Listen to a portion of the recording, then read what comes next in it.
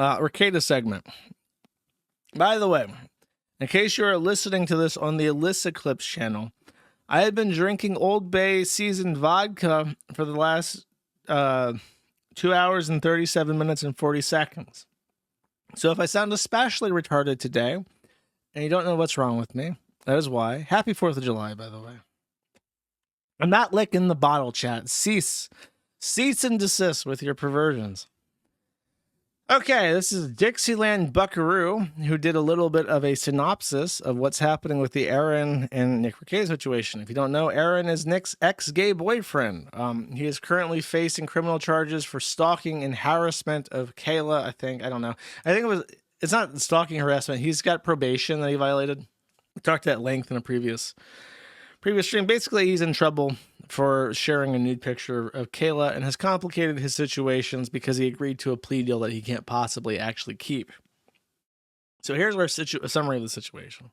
Aaron requests Nick not be allowed within 1,000 feet of Aaron's home with no direct content and no online mentions. Good from June 26 unless changed by another court or vacated if he requests it within 20 days. It seems the judge agrees on the no contact and not within 1,000 feet, but not the mentions. So he's not permitted to talk about Kayla, but Nick Rekieta can rail on him constantly. That's not fair. Aaron claims Nick, and these were options to be checked or not, only listed options were checked below, that he was followed, monitored, or pursued by the petitioner, or pursued the petitioner, which would be Aaron, made unvisited visits to the petitioner, which means I guess Nick Rekieta is showing up at his house unsolicited, made harassing calls or texts to petitioner. I can believe that, especially if Nick is in the shower, made threats to the petitioner, frightened petitioner with threatening behavior, called petitioner abusive names, or used social media to harass petitioner. That's definitely true. Notably, in the fee waiver section, Aaron alleges fear of substantial harm due to Nick following, monitoring, or pursuing another, whether in person or through any available technological or other means.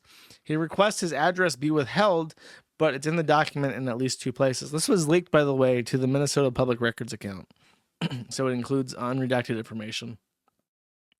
Aaron calls Nick a former friend. Honestly, I'm going to be real with you. If I'm filing a restraining order, I'm going to hype that shit up. Like, yeah, we were gay boyfriends, cum swapping and shit. That's what he's got to say. He can't be like, look, we were former friends and now he's shit talking me on like his YouTube channel. He's got to be like, bro, we were swapping cum. We were swapping wives. We were J-O-ing in the hot tub. Like, he's got to get down and dirty. Because the judge is going to look at this and be like, okay, so your friend is talking shit on social media and sending you text messages. And like, who gives a shit? The April 11th date from Nick does appear, and it does appear to be Aaron's handwriting. The end date for the using personal info without consent to invite, encourage, or solicit a third party to engage in a sexual act with the victim ends November 10th, 2024. That must be when Aaron finally secured his Google account, ? Aaron notes the start of the monitoring as September 1st, continuing through present day. He also claims Nick, quote, has shown up at businesses he works at to harass the ownership in hopes I will be there, ? Stonies, in parentheses, I assume that's his comment. He constantly threatens myself, hence at the fact I should have been on his X account. And he's accessed my Google account without authorization and posted screenshots on his X for my search history and claims he shared private Google information with others.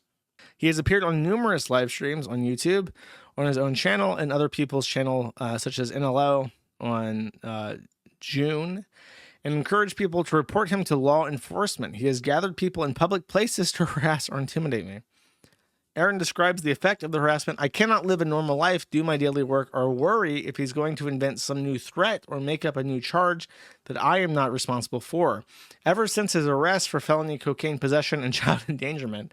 So he's willing, see, that just makes him look petty. You're willing to outline all the bad things that the guy you're petitioning against did, but you're not going to mention the cum swapping. Yeah, someone's trying to save face to the judicial system. That's not how it works. You got to humiliate yourself and humble yourself before the judge. You don't get to do this shit where you're just like, yeah, we're totally friends. And yeah, he's a totally bad guy and shit.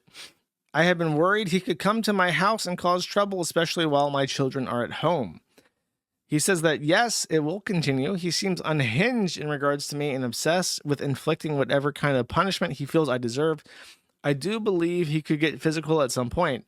Aaron does ask, he and the kids are included, including an adult ward for whom he's a legal guardian.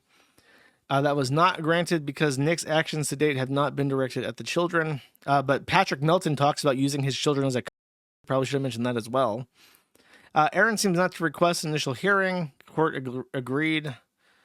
HRO was requested for 1 year. The funniest bit is from this. He says, he made a message to me on the app Signal telling me to kill myself because I refused to come over to his house and continue swinging with him. The with him is handwritten and an edit in Aaron's writings. So I guess he had this written up and then edited it to try and distance himself or something. I'm not sure.